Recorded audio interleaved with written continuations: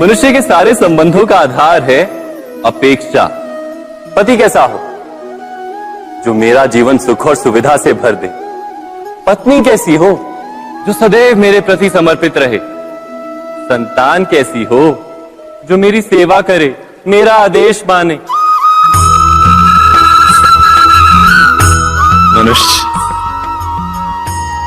मनुष्य उसी को प्रेम भी कर पाता है जो उसकी अपेक्षा पूर्ण करता है। और अपेक्षा की तो नियति है भंग होना। कैसे?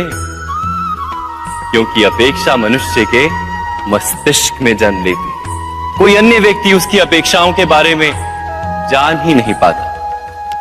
पूर्ण करने की प्रामाणिक इच्छा हो तब भी कोई मनुष्य किसी की अपेक्षाओं को पूर्ण नहीं कर पाता। और वहां से जन्म लेता है संघर्ष। सारे संबंध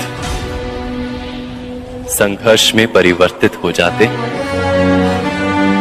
पर मनुष्य अपेक्षा को संबंध का आधार ना बनाए और स्वीकार करे केवल संबंध का आधार, तो क्या ये जीवन स्वयमेव सुख और शांति से नहीं भर जाएगा? स्वयं विचार कीजिएगा।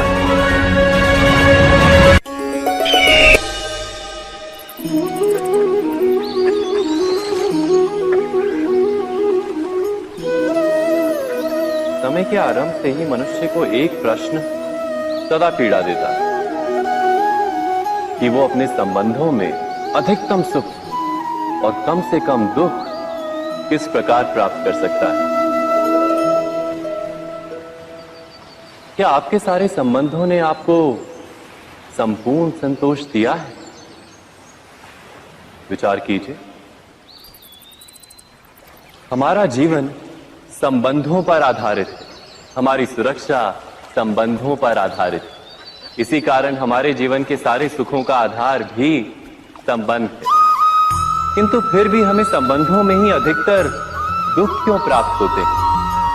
सदा ही संघर्ष भी संबंधों से ही उत्पन्न क्यों हो जाते हैं? कभी विचार किया है? जब कोई व्यक्ति किसी अन्य व्यक्ति के विचार अथवा कार्य को स्वीकार नहीं करता, उसमें परिवर्तन करने का प्रयत्न करता है, तो संघर्ष जन्म लेता है। अर्थात जितना अधिक अस्वीकार उतना ही अधिक संघर्ष, और जितना अधिक स्वीकार उतना ही अधिक सुख। क्या ये वास्तविकता नहीं? यदि मनुष्य स्वयं अपनी अपेक्षाओं पर अंकुश रखे, अपने विचारों को परखे, किसी अन्य व्यक्ति में परिवर्तन करने का प्रयत्न ना कर स्वयं अपने भीतर परिवर्तन करने का प्रयास करे, तो क्या संबंधों में संतोष प्राप्त करना इतना कठिन? अर्थात क्या स्वीकार ही संबंध का वास्तविक अर्थ नहीं? स्वयं विचार कीजिए।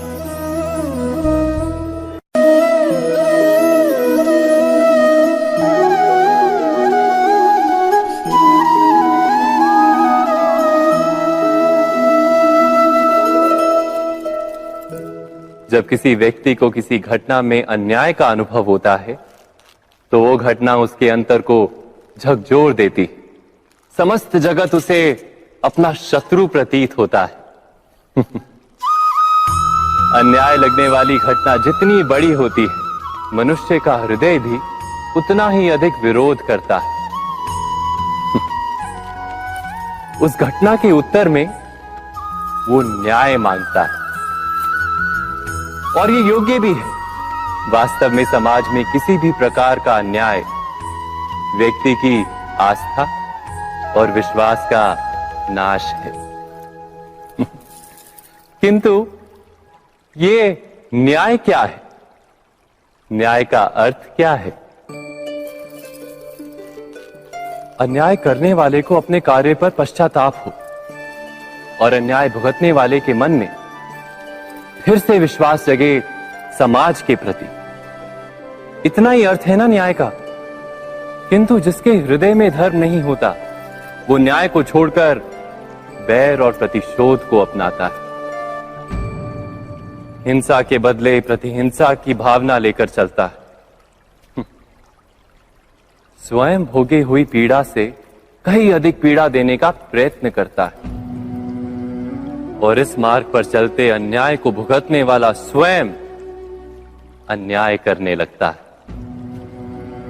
शीघ्र ही वो अपराधी बन जाता है, अर्थात न्याय और प्रतिशोध के बीच बहुत कम अंतर होता है और इसी अंतर का नाम है धर्म।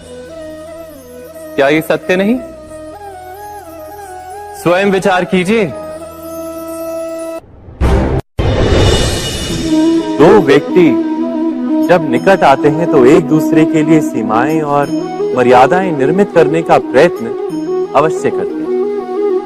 हम यदि सारे संबंधों पर विचार करें तो देखेंगे कि इन सारे संबंधों का आधार यही सीमाएं हैं जो हम दूसरों के लिए निर्मित करते हैं और यदि अनजाने में भी कोई अन्य व्यक्ति इन सीमाओं को तोड़ता है तो उसी क्षण हमारा हृदय क्रोध से भर जाता है।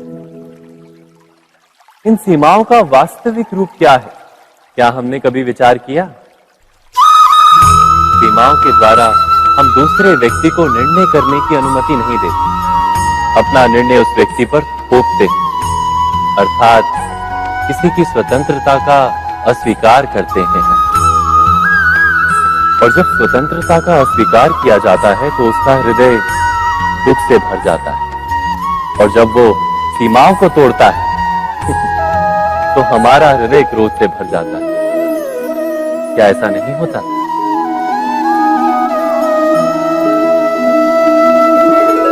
पर यदि एक दूसरे की स्वतंत्रता का सम्मान किया जाए तो किसी मर्यादाओं या सीमाओं की आवश्यकता ही नहीं होती।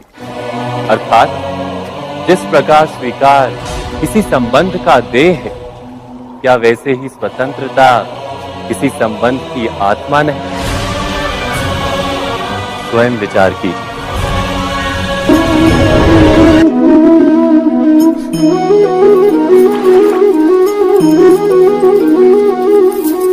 पिता सदा ही अपने संतान के सुख की कामना करते हैं, उनके भविष्य की चिंता करते रहते हैं।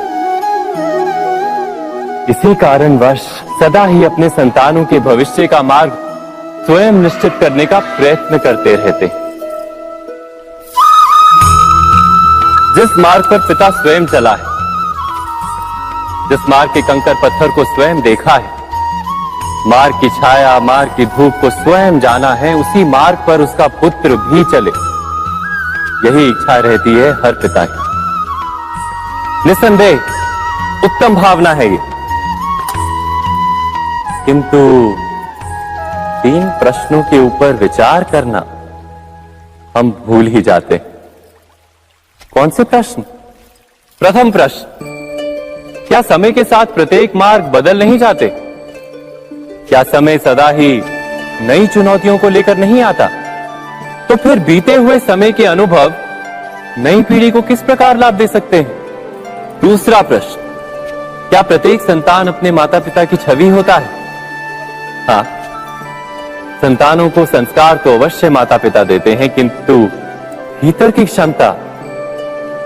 क्षमता तो ईश्वर देते हैं। तो जिस मार्ग पर पिता को सफलता मिली है, विश्वास है कि उसी मार्ग पर उसकी संतानों को भी सफलता और सुख प्राप्त होगा। तीसरा प्रश्न, क्या जीवन के संघर्ष और चुनौतियां लाभकारी नहीं होती? क्या प्रत्येक नया प्रश्न एक नए उत्तर का द्वार नहीं खोलता? तो फिर संतानों को नए नए प्रश्नों, संघर्षों और चुनौतियों से दूर रखना, ये उनके लिए लाभ करना कहलाएगा या हानि पहुंचाना?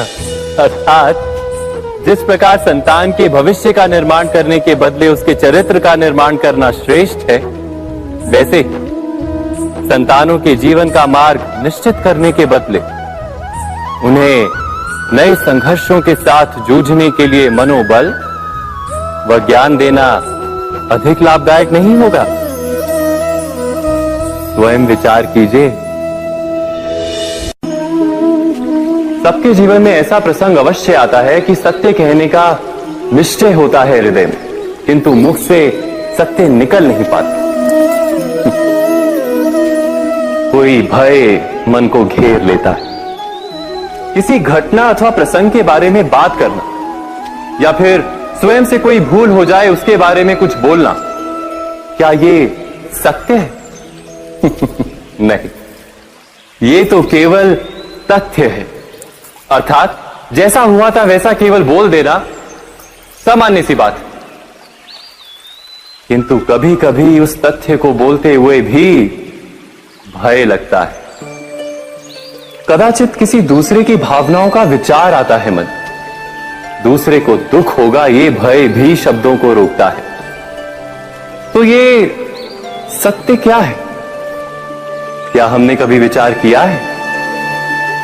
जब भय रहते हुए भी कोई तथ्य बोलता है तो वो सत्य कहलाता है। वास्तव में सत्य कुछ और नहीं, केवल निर्भयता का दूसरा नाम है। और निर्भय होने का कोई समय नहीं होता, क्योंकि निर्भयता आत्मा का स्वभाव है। अर्थात क्या प्रत्येक क्षण सत्य बोलने का क्षण नहीं होता?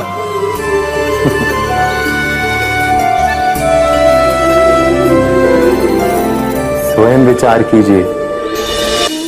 जब भी किसी की आशा और इच्छा भंग होती है तो उसका हृदय क्रोध से भर जाता है।